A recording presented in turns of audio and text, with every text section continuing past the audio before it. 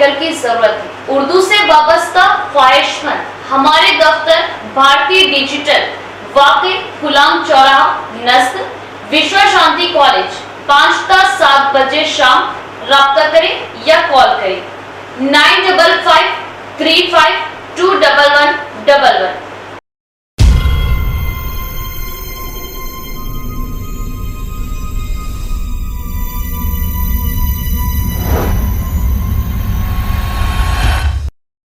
मोहतरम नाज़रीन अस्सलाम वालेकुम रहमतुल्लाहि व बरकातहू। आप देख रहे हैं परवाज़ टीवी। परवाज़ टीवी खबरनामे में आप सबका खैर मक़दम है। तो आइए खबरों का आगाज़ करते हैं आज की हदीस मुबारक से। इमाम मालिक ने नाफ़ी से और उन्होंने हज़रत इब्ने उमर रज़ियल्लाहु ताला अन्हा से रिवायत की कि रसूलुल्लाह सल्लल्लाहु अलैहि वसल्लम को जब चलने की जल्दी होती तो मगरिब और इशा की नमाज़ें जमा कर लेते। आगाज़ से खबरें जानते हैं आज की अहम सुर्खियां।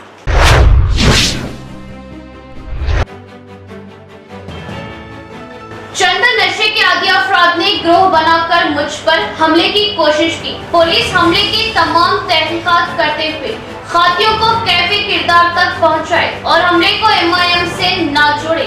MLA Shakeel Aamir.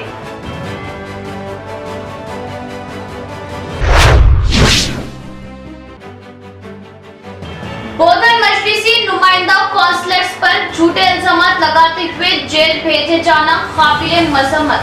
MIM high command मुकम्मल कानूनी इमदाद करेगी। रुकन असम्बली शकील आमिर अपने तकब्बुर को कम करे। एमआईएम कायदे।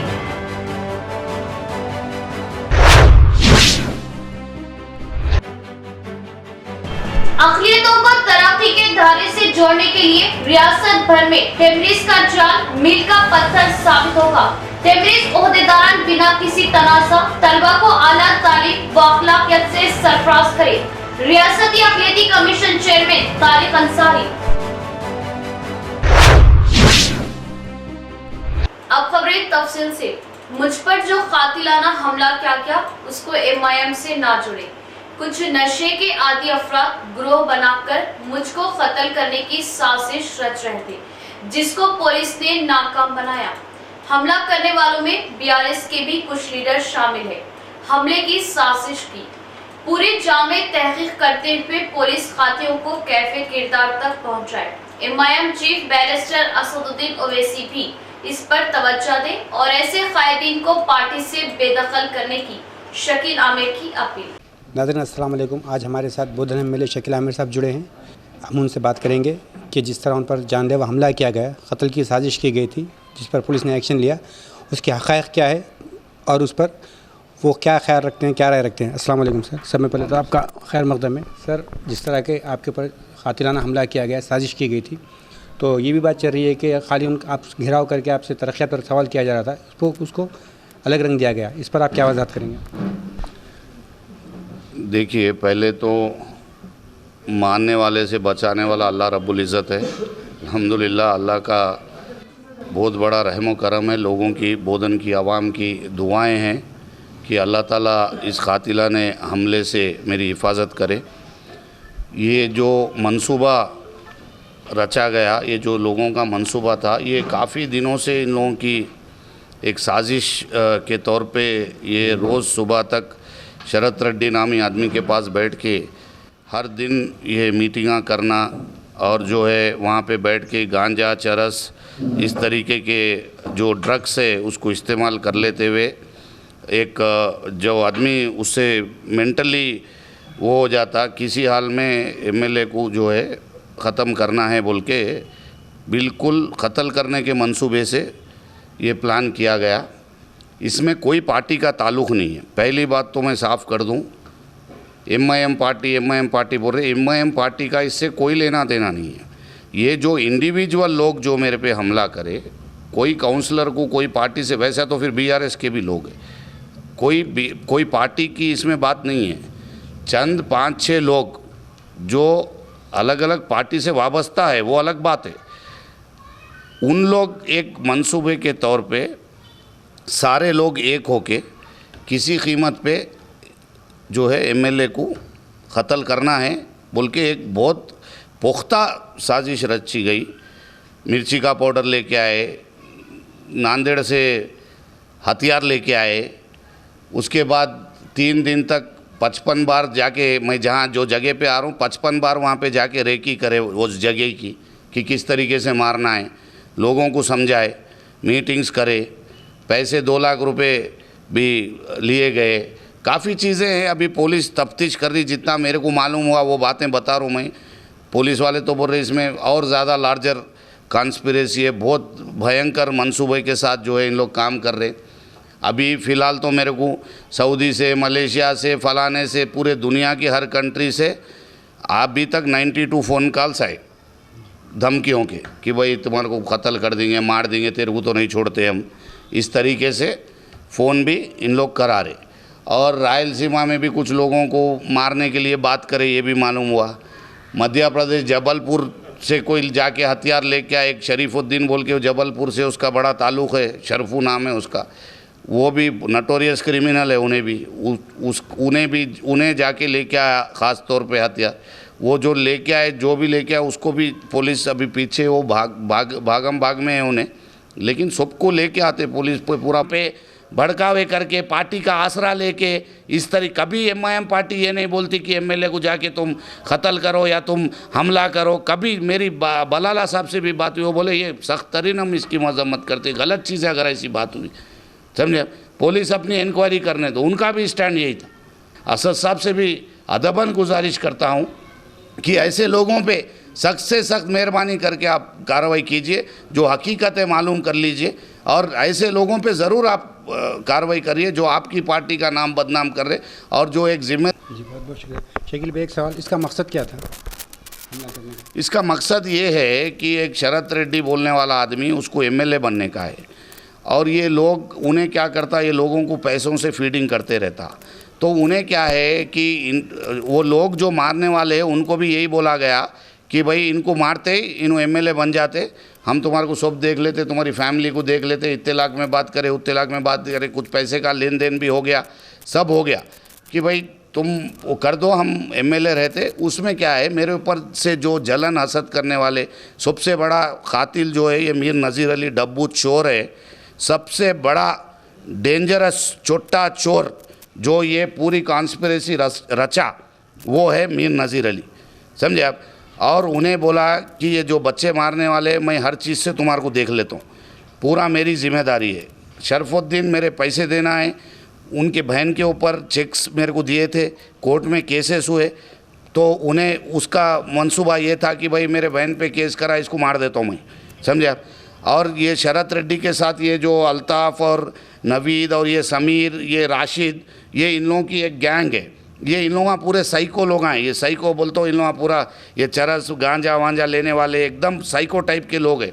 इनका एक ही मंसूबा माइंड प्रिपेयर कर लिए कि भाई शरत रेड्डी को हमारे को लेके आना है और इनको मार देने का। बोधन मजलिसी नुमाइंदा काउंसलर्स पर झूठे इल्जाम लगाते हुए जेल भेजा गया, जिसकी MIM सख्त मजम्मत करती है। तरक्कियात पर सवाल करने पर उसे अलग रंग देकर हमला बताना अफसोस का मकाम है। बोधन में मिले शकील आमिर BRS के आपसी इख्तिलाफात को MIM से जोड़कर MIM को बदनाम करने की कोशिश ना करे। MLA शकील आमिर अपने तकब्बुर को कम करे। MIM दफ्तर निजामाबाद पर मुनक़दा सहाफ़ती कॉन्फ्रेंस से वाइस चेयरमैन बल्दिया Bhainsa Jabir Ahmed, Nizamabad in-charge Shakeel Ahmed Fasil, deputy mayor Idris Khan का खिताब।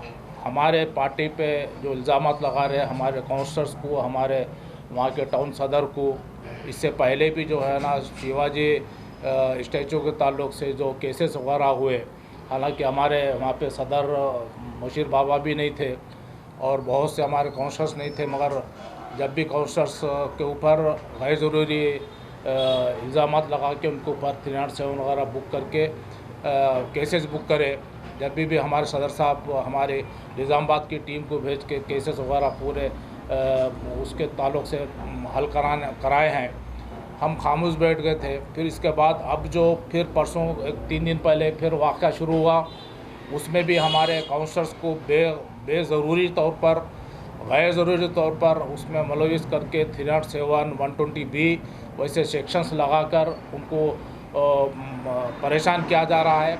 उस ताल्लुक़ से हमारे सदर साहब जो है ना हमारे निज़ामाबाद की टीम को भेजे। उसके बाद मुझे भी उस पर नज़र रखने के वास्ते कहे थे और हम हमारे लीगल सेल जो भी है हम उनसे बात करते हुए हमारे काउंसलर्स के ऊपर जो भी इल्ज़ामात और जो केसेस है उनको हम कानूनी तौर पर लड़ने के लिए हम तैयार है। सुनिए, असल मसला क्या है, उनका अंदरूनी झगड़ा है बीआरएस पार्टी का, हमारे को उससे कोई लेन देन नहीं है। जब हमारे काउंसलर्स जो है ना 2014 से वहाँ पर ये हमारे वहाँ के शकील आमिर साहब जो एमएलए है 2014 से हमारे जमात के साथ अलायंस करते हुए 2 मरतबा भी जीते और उसमें हर मरतबा उन्होंने वादा किए, असद साहब के सामने भी वादा किए, कविता मैडम के सामने भी वादा किए कि हम माइनॉरिटीज़ वार्डों में और हमारे एमआईएम का वार्डों में हम 50-50 लाख रुपए देंगे बोल के वादा करें। मैं खुद असद साहब के चंबर में था, हमारे एमएलए साहब शकील आमिर साहब थे, वहाँ पे आए थे और उसके बाद जो उनके साथ 2-3 काउंसलर्स भी थे, उनके सामने मैं वादा करूँ असद भाई मैं 50-50 लाख मैं दे रहा हूँ, आप अपने एरिया में कौन से भी अपने काउंसलर्स जहाँ भी रखना है रखो बोल के। ये मेरे सामने खुद बात हुई असद साहब के चंबर में दारुसलाम में। उसके बाद भी काम नहीं हुआ। कंटिन्यू जो है ना हमारे काउंसलर्स वहाँ पर बोधन में बराबर डेवलपमेंट के ताल्लुक से बात करते रहे, पर उन्होंने कोई काम हमारे वार्डों में नहीं करे, जिसकी वजह से परसों जो है ना गवर्नमेंट प्रोग्राम था पटना प्रगति बोल के 16 तारीख को पूरे तेलंगाना में, उसमें जो है ना कोई उन्होंने इनाग्रेशन के वास्ते आए थे, तो हमारे काउंसलर जो है ना एहतजाज करे कि भाई आप जो ऐलानात कर रहे और जो परसों डबल बेडरूम के ताल्लुक से होने दो, राशन कार्ड के ताल्लुक से होने दो, आप जो आधार कार्ड वगैरह मंगा रहे हैं हमारे बगैर परमिशन के वगैरह और पब्लिक हमारे घरों को आके परेशान कर रही है, इसमें आपका क्यों ऐसा रूल रह रहा बोल के। और आप एक ने 4 वीडियो है, हम भी 4 वक्त देखे, हमारे निज़ामाबाद की टीम भी देखी, 4 वक्त आप लोग भी देखो वीडियो में ना अजी से अरे भी नहीं बोले। हमारे काउंसलर्स बाज़ाब्ता एहतजाज करें कि डेवलपमेंट के ताल्लुक से आप क्यों नहीं हमारे एरिया में काम कर रहे, और चाहे मुस्लिम खबरस्तान होने दो या नहीं तो हमारे माइनॉरिटीज़ के वार्डों में एमआईएम के वार्डों में काम नहीं हो रहा बोल के एहतजाज करें।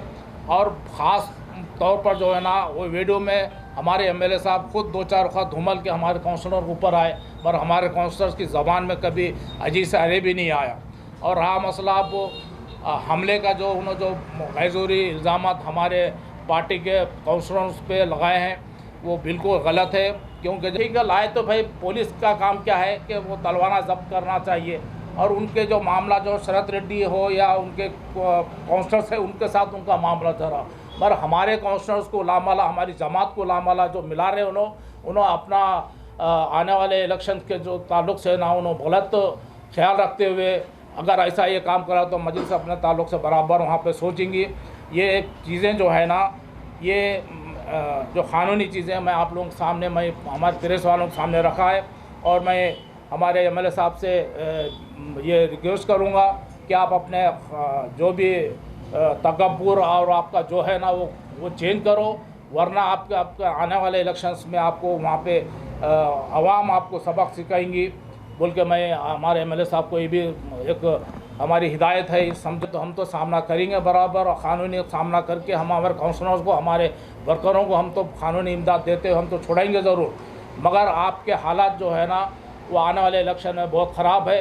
वो अपने पार्टी का जो अंदरूनी मामला है वो अंदरूनी मामले को आप हमारी पार्टी को उससे जोड़ना ये अच्छी चीज़ नहीं है। तश्कील तेलंगाना के बाद सिर्फ 10 सालों में बीआरएस के दौरे हुकूमत और चीफ मिनिस्टर केसीआर की क़यादत में रियासत तेलंगाना तेजी से तरक्की पर गामजन, तमाम तबक़ात की यकसान तरक्की के लिए बेमिसाल इक़दामात, अक़लियतों की फलाह व बहबूद के लिए माइनॉरिटी रेसिडेंशियल का क़याम, अक़लियतों को तरक्की की धारा से जोड़ने के लिए मील का पत्थर।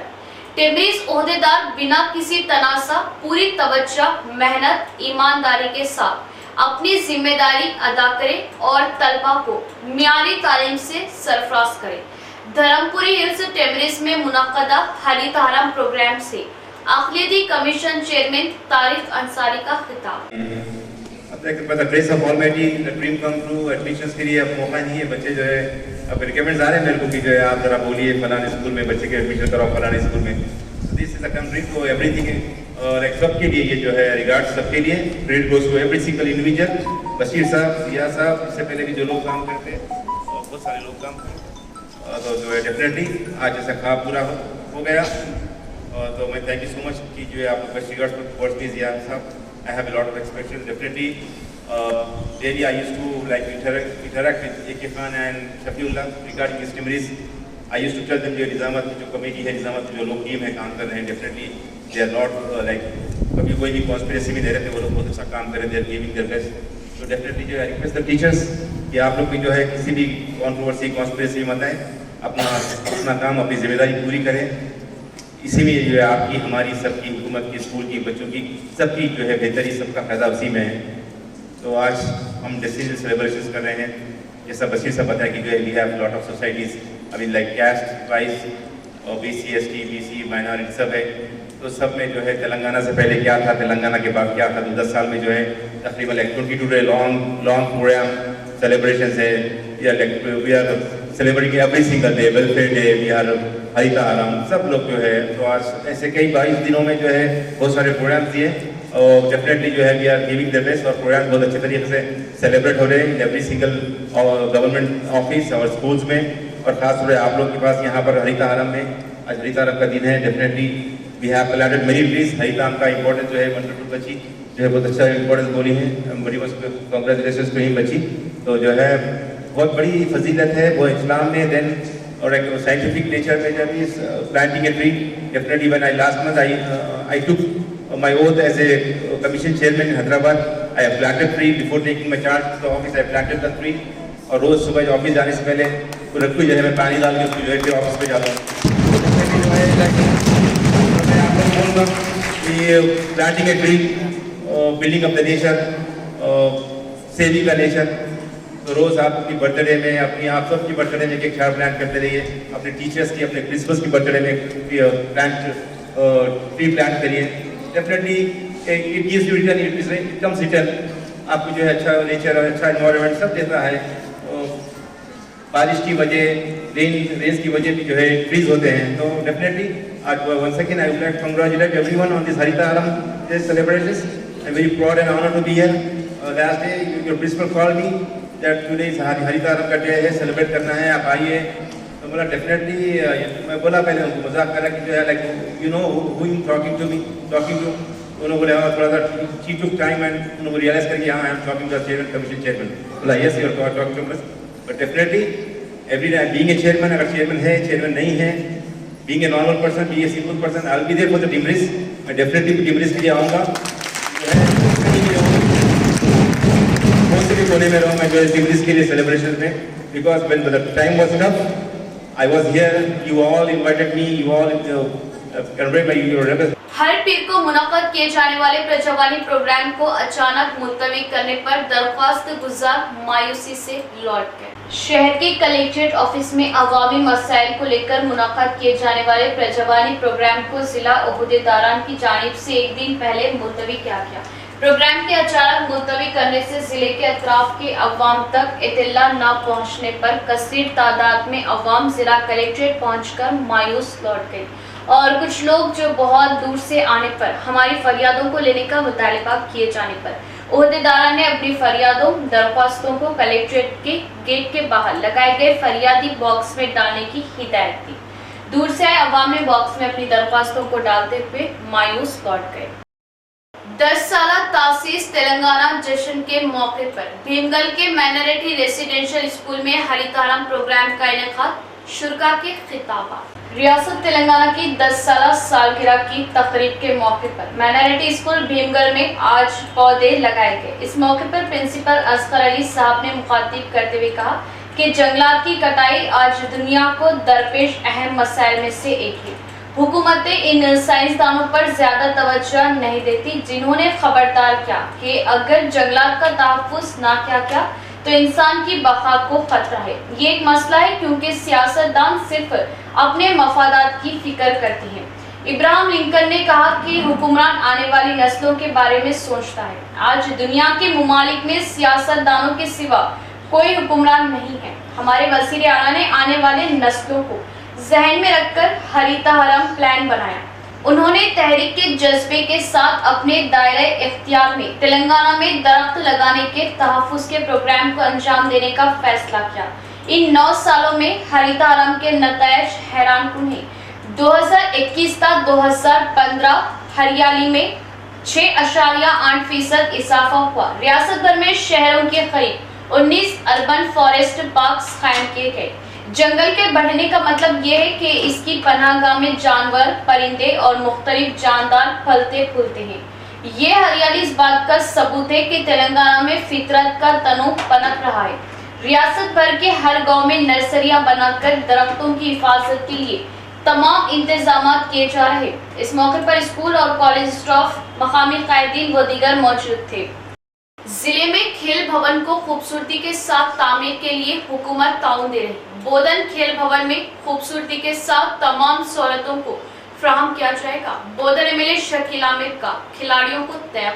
बोधन टाउन के ऑफिसर्स क्लब के अहाते में 2 लाख की लागत से तामीर किए गए खेल भवन का शकील आमिर एमएलए के हाथों इफ्तिताह अमल में आया। इस मौके पर एमएलए शकील आमिर ने सबके हमरा कुछ देर कैरम बोर्ड खेला, जिससे अवाम खुश हुई। इस मौके पर उन्होंने बात करते हुए बताया कि जिले में कहीं भी जितनी सहूलियत मुहैया नहीं है, इस खेल भवन में खिलाड़ियों के लिए उतनी सहूलतें फराहम की जाएगी और इस अहाते में एक स्विमिंग पूल भी बनाने का उन्होंने तयक्कुन दिया। इस प्रोग्राम में बोधन आरटीओ राजेश्वर, क्लब मेंबरान व दीगर मौजूद थे।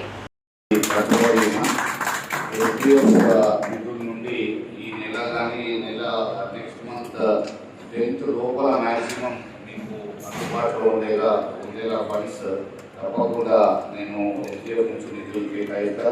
దయచేసి బాడీ నుంచి పడుతుంటే అలా మీ గల్లారెడ్డి మీరు మిమ్మల్ని పెడితే ఆయన చీకటి పట్టుకుంటాడు. తప్పకుండా 100% అయిపోతుంది. కవితక్క కూడా చెప్పడం జరిగింది. ఆయన కూడా చెప్పింది కవితక్క దగ్గర వారు కూడా ఒక 10 lakhs ఇస్తామని చెప్పడం జరిగింది. ఇంకా బాగా కట్టుకున్నాక మేము ఎంకరేజ్ చేయకుంటే కూడా మాకు బాగుండదు. हरे भरे तेलंगाना के लिए सीएम केसीआर ने दूर की सोच से हरितहारम प्रोग्राम का आगाज किया। जंगी तौर पर पौधों को लगाए। असेंबली स्पीकर पोचराम श्रीनिवास रेड्डी का बयान। कामारेड्डी जिले के बांसवाड़ा शहर में यौम तासीस 10 साला तकरीब के मौके पर हरिता उत्सव मनाया गया, जिसमें माता शिशु अस्पताल में मोगलानपल्ली हदूद के जंगल के इलाके में स्पीकर पोचराम श्रीनिवास रेड्डी ने हिस्सा लेते हुए पौधों को लगाया। इस मौके पर उन्होंने बात करते हुए बताया कि सीएम केसीआर अपनी ऊंची सोच के मुताबिक हरितहारम प्रोग्राम का इनेकाद किया। सीएम केसीआर के ताउन से तेलंगाना रियासत में 277 करोड़ पौधों को लगाया गया, जिसमें 23 से 30% हरे भरे जंगलात में इजाफा हुआ। इन 9 सालों में हरा भरा तेलंगाना बनाया गया। दरख्तों के बढ़ने से सही वक्त पर बारिश होने के इम्कान थे। जानवरों को जंगल में ही ग़िज़ा मिलती है। दरख्तों से इंसान की जिंदगी का भी ताल्लुक है। हर फर्द घर के सामने एक पौधा जरूर लगाए, उन्होंने अपील की। जंगलाती ओहदेदार पौधों को दे रहे, आप सब मुस्तफिद होने का मशवरा किया। ఆ చెట్లు పెట్టి కాపాడుకోవటానికి, కంపనాటానికి, నీళ్ళు పోయటానికి ఇప్పటివరకు అయిన ఖర్చు 10,800 కోట్లు. ఈ చెట్లను కాపాడుకోవటంలో పైసలు ముఖ్యం కాదు. రిజర్వ్ బ్యాంక్ వాళ్ళు ప్రింట్ చేస్తే వస్తాయి కానీ చెట్లు ప్రింట్ చేస్తే రావు. చెట్టు చెట్టే, మొక్క పెట్టాలి, దాన్ని నీరు పోయాలి, అది కాపాడుకోవాలి, పెంచుకోవాలి, దాని ఫలాలు మనం తినాలి. ఇప్పుడు కోతలన్నీ ఊళ్ళకి ఎందుకు వస్తున్నాయి? ఎందుకంటే కోతులు రాకుండా ఊళ్ళకు భయపడుతుండే మనం తింటుంటే మనకి గిన్నె గుంజుకపోతున్నాయి. ఎందుకు గుంజుకపోతున్నాయి అంటే మేము అడవిలో తినేటువంటి పండ్ల చెట్టు కొట్టేసారు. ఏ మొరి చెట్టు లేదు, పండ్ల చెట్టు లేదు, ఏ చెట్టు లేదు. ఎందుకంటే మొరిపళ్ళు తింటుండేవి. ఇవి ఎండాకాలం వచ్చిందంటే అన్ని మొరిపళ్ళు ఉంటుండే. ధ్వంసం చేసినాం కాబట్టి అవి మెల్లమెల్లగా ఊళ్ళ మీద పడ్డాయి. అందుకే ఈ చెట్టును కాపాడుకోవడం చాలా ముఖ్యం. మన కామారెడ్డి జిల్లాలో కూడా ఇప్పటిదాకా దాదాపు 8 కోట్ల చెట్లు పెట్టాం. ఒక జిల్లాలోనే ఎడతారం మొదలైన కారణం నుంచి 8 కోట్ల చెట్టు పెట్టాం. జీవితాలతో ముడిపడ్డటువంటిది చెట్టు. ఎన్ని రకాలుగా చెట్టు కాపాడు. ప్రతి ఇంట్లో చెట్టు పెట్టుకోవాలి. పళ్ళ చెట్టు పెట్టుకోండి, మీకు నచ్చిన చెట్టే పెట్టుకోండి. అది ఫ్రీగా గవర్నమెంట్ ఫారెస్ట్ వాళ్ళు ఇస్తారు. నేను మామిడి చెట్టు పెట్టుకుంటాను ఇంటికి అలాగే చెట్టు పెట్టుకుంటే ఇష్టం పెట్టుకో हरितहारम के जरिए पॉल्यूशन में कमी, ताजगी में इजाफा होता है। गांव, शहर, कहीं भी पौधों की सही निगहदाश्त जरूरी है। रियासत में पौधों को लगाने से जंगलात में इजाफा हुआ। जिला कलेक्टर राजीव गांधी हनुमंतु का बयान। तेलंगाना 10 साला यौम तासीस जश्न के मौके पर पीर के दिन हरिता उत्सव प्रोग्राम जोश व खरोश से मनाया गया। गाँव हो या शहर, हर जगह बड़े पैमाने पर पौधों को नस्ब किया गया। जिला कलेक्टर राजीव गांधी हनुमंतु ने बालकोंडा हल्के के मेंडोरा, मोरताड मंडलों में हरिता उत्सव प्रोग्रामों में कायदीन के हमरा हिस्सा लिया। पहले मेंडोरा मंडल के पोचम पहाड़ गांव श्रीराम प्रोजेक्ट में बड़े बड़े दरख्तों के दरमियान तलबा, खवातीन संगमों के हमरा पौधों को लगाया। इसके बाद मोरताड मंडल के दोनपाल गांव के रिजर्व फॉरेस्ट में डीएफओ विकास के हमरा बड़े दरख्तों को लगाया। इस मौके पर तलबा को फॉरेस्ट होदेदारा ने हरितहारम के तहत तमाम तफसीली जानकारी दी। 2014 से कब्ल के हालात और अब फॉरेस्ट के हालात को, जंगलात की बढ़ती हुई तरक्की को सैटेलाइट के जरिए तमाम जानकारी दी, जिसका तलबा ने बहुत दिलचस्प अंदाज से मुशाहिदा किया।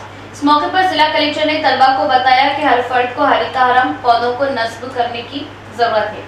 हरितहारम प्रोग्राम को मुसलसल जारी रखते हुए पौधों की सही निगहदाश्त से रियासत को हासिल होने वाले अवार्ड्स के मुतालिक तलबा में बात बताई। मुख्तलिफ गाँव में रैलियों का इनेकाद करते हुए खाली जगहों पर पौधों को नस्ब किया गया। इस प्रोग्राम में DRDO चंद्र, DCO सिमाचलम, FDO भवानी शंकर व दीगर मौजूद थे। इसके बाद जिला कलेक्टर राजीव गांधी हनुमंतु ने SRSP रिजर्वायर पहुंचकर डैम का मुआयना किया। रिजर्वायर में मौजूद पानी की मिक़दार और तफसीलात का ओहदेदारान से मालूमात हासिल की। ओहदेदारान ने गुज़िश्ता डैम में आए पानी के फ्लो और अब मौजूद पानी के फ्लो तमाम तफसीलात जिला कलेक्टर को दी। हरे भरे तेलंगाना के मकसद से रियासती हुकूमत पौधों को लगाने पर ज्यादा जोर दे रही। हर फर्द पौधों को जरूर लगाए और उनकी हिफाजत करना हम सबकी जिम्मेदारी है। बोधन MLA शकील आमिर का बयान। तेलंगाना यौम तासीस को लेकर तेलंगाना 10 साला तकरीब के मौके पर एरपल्ली मंडल के थाना कला में हरितहारम उत्सव तकरीब मनाई गई। इस प्रोग्राम में बोधन MLA शकील आमिर ने मेहमानों खुसूसी हिस्सा लेते हुए ओहदेदारान व अवामी कायदीन के हमरा पौधों को लगाया। इस मौके पर उन्होंने बात करते हुए बताया कि गुज़िश्ता में तेज बारिश को लेकर पौधे नस्ब नहीं किए गए, जिससे काफी नुकसान हुआ। इन बातों को ख्याल में रखते हुए रियासती हुकूमत ने हरितहारम प्रोग्राम का इनेकाद किया। हर ग्राम पंचायत को एक निशाना देते हुए पौधों को लगाने के लिए हरितहारम प्रोग्राम को अमल में लाने पर जोर दिया, जिसके जरिए माहौलियात में तब्दीली लाई जा सके। हरितहारम प्रोग्राम को भी एक त्यौहार की तरह मनाया जा रहा, जिस पर उन्होंने इजहार मसरत किया। दरख्तों के बढ़ने से आलूदगी में कमी आती है।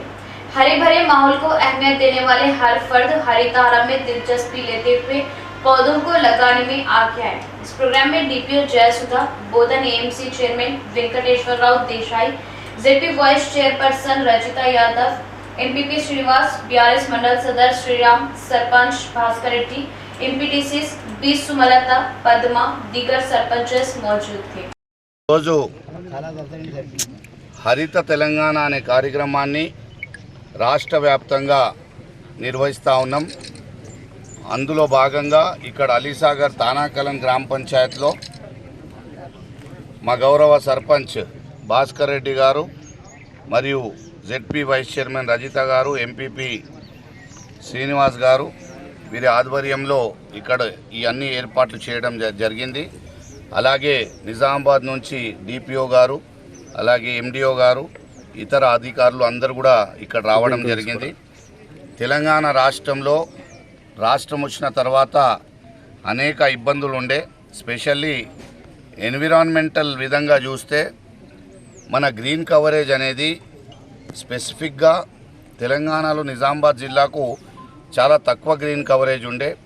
కానీ ఇప్పుడు ఈ హరితహారం కార్యక్రమం ఎప్పటి నుంచి అయితే స్టార్ట్ చేసినామో దాదాపు 6.2% గ్రీన్ కవరేజ్ని पेंचडम జరిగింది। एम्प्लॉयज यूनियन मेंबरान का हर माह पहली तारीख को पेंशन अदा करने और DA को भी अदा करने का हुकूमत से मुतालिबा। रिटायर्ड एम्प्लॉयज यूनियन सदर राम मोहन राव का मुतालिबा। शहर के बाईपास रोड के जिला कलेक्ट्रेट ऑफिस के सामने रिटायर्ड एम्प्लॉयज यूनियन की क़यादत में धरना मुनाक़द किया गया।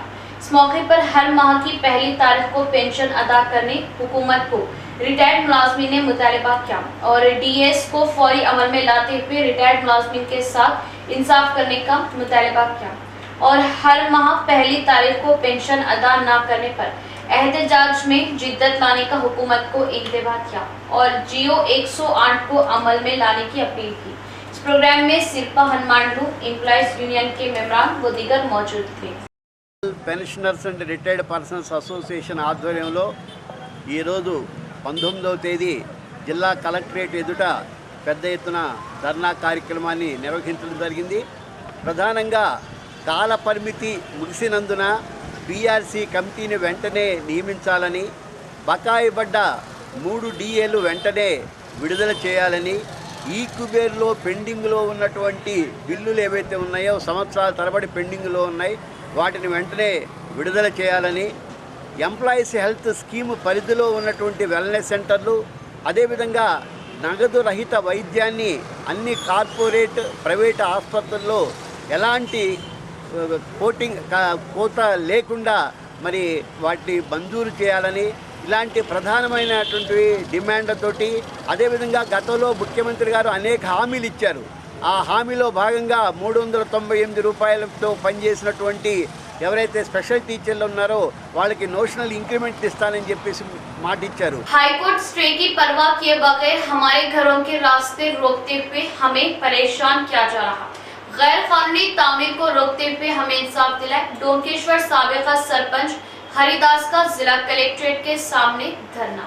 शहर के बाईपास रोड पर जिला कलेक्ट्रेट ऑफिस के सामने डोंकेश्वर गांव के रहने वाले 50 मुतासिर अफराद ने धरना दिया और कलेक्ट्रेट एओ को अपना तहरीरी मेमोरेंडम पेश किया। इस मौके पर साबिका सरपंच हरिदास ने बात करते हुए बताया कि डोंकेश्वर गांव पिछले 50 साल से गरीबी में घिरा हुआ है। डोंकेश्वर गांव के खाली जगह में 50 खानदान घरों की तामीर के बाद जिंदगी गुजार रहे। वहां के कैदीन मेन लिंक रोड को बंद करने की कोशिश कर रहे हैं। मकामी sarpanch, panchayat secretary, MPO, VDC committee के अरकान की मिली भगत से इस रोड पर कब्जा जमाते हुए इस जगह पर कमर्शियल कॉम्प्लेक्स की तामीर कर रहे और इस रोड पर कमर्शियल कॉम्प्लेक्स के लिए खुदाई भी शुरू कर दी गई, जिससे 50 खानदानों को जाने आने के लिए मेन रोड बंद हो जाएगी। इस मसले के हल के लिए कई बार ओहदेदारान को याद दहानी कराई गई मगर ओहदेदार अदम दिलचस्पी जाहिर कर रहे हैं। तंग आकर 50 खानदानों ने कोर्ट का सहारा लेते हुए स्टे ऑर्डर भी किया, फिर भी सरपंच कमेटी ओहदेदारान जबरदस्ती पुलिस प्रोटेक्शन के जरिए मुरम डालते हुए इस रोड पर कब्जा करना चाहते हैं। गाँव वालों ने इस मुरम को वहां से हटाते हुए 24 फीट सर्विस रोड कायम करने की अपील की। बताया कि अगर ऐसा नहीं किया गया तो बड़े पैमाने पर एहतजाज अमल में लाने का बस्ती वालों ने इंतबा किया। इस धरने में मुतासरीन कृष्णा दास, शोभन, बंडे शेखर, नारायण दास, नरसैया, रामकृष्ण, लक्ष्मी व दीगर मौजूद थे। ముంపునకు గురై 50 సంవత్సరాలుగా వస్తున్నది. మా గ్రామంలో మెయిన్ రోడ్లో మా పద్మశాలి కులస్తులు మరి అన్ని కులస్తులందరూ కలిసి దుకాణ సముదాయము మరియు ఇండ్లు నిర్మించుకోవడం జరిగింది. మరి ఇండ్లకు కూడా పర్మిషన్ మెయిన్ రోడ్కే ఇచ్చినారు. మరి పార్కింగ్ ప్లేస్ ఒక 5% ఉన్నందుకు మేము అదే రోడ్డుకు వెళ్తున్నాము. మెయిన్ రోడ్కే మాకు దారి ఉన్నది కాబట్టి మాకు మెయిన్ రోడ్ దారి కావాలని కోరినాము. వీడీసీ, ఎంపీఓ, సెక్రటరీ, సర్పంచ్ వీళ్ళంతా కలిసి మాకు ట్రెంచ్ కొట్టి మొత్తం ఇంటి నుంచి బయటకు వెళ్ళకుండా మరో కుప్పలు పోసినారు, ఒక 100 కుప్పల వరకు. వాళ్ళు మడిగలు కడతామని అంటే మేము అద్దన్నందుకు మేము స్టే తీసుకొచ్చినాము హైకోర్టు నుంచి. అయినా స్టే ధిక్కరించి వాళ్ళు మొరం పోసి మాకు ఇబ్బంది పెడుతున్నారు. కావున మేము కలెక్టరేట్కు వచ్చి డిపిఓ మేడంని, కలెక్టర్ని అందరినీ కలిసినాము. మాకు రోడ్డు సమస్య ఉంది, మాకు ఇంపార్టెంట్ రోడ్ ఇవ్వాలి. ఆ తర్వాత ఆ పార్కింగ్ ప్లేస్లో చెట్లు నాటుకుంటే సరే పర్వాలేదు కాబట్టి మా పరిష్కారం చేయాలని కోరుతున్నాం. इख्तिताम से कबल एक नजर डालते हैं आज की अहम सुर्खियों पर।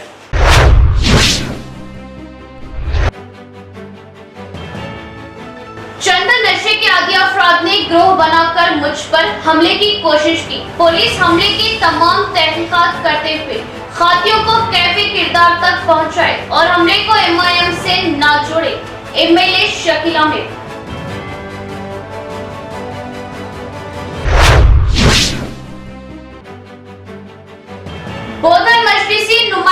काउंसलर्स पर झूठे इल्जामात लगाते हुए जेल भेजे जाना काबिले मजम्मत। एमआईएम हाई कमान मुकम्मल कानूनी इमदाद करेगी।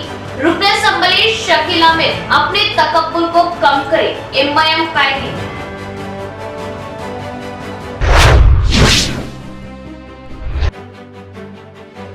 अक़लियतों को तरक्की के धारे से जोड़ने के लिए रियासत भर में तमरीज का जाल मील का पत्थर साबित होगा।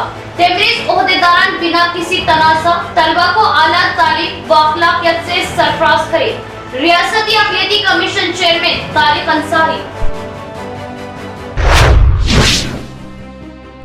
आज के लिए फिलहाल इतना है। इंशाअल्लाह मज़ीद खबरों के साथ फिर आपसे मुलाकात होगी। तब तक के लिए जुड़े रहे परवाज़ टीवी से और देखते रहे परवाज़ टीवी। अब दे इजाज़त, अल्लाह हाफ़िज़।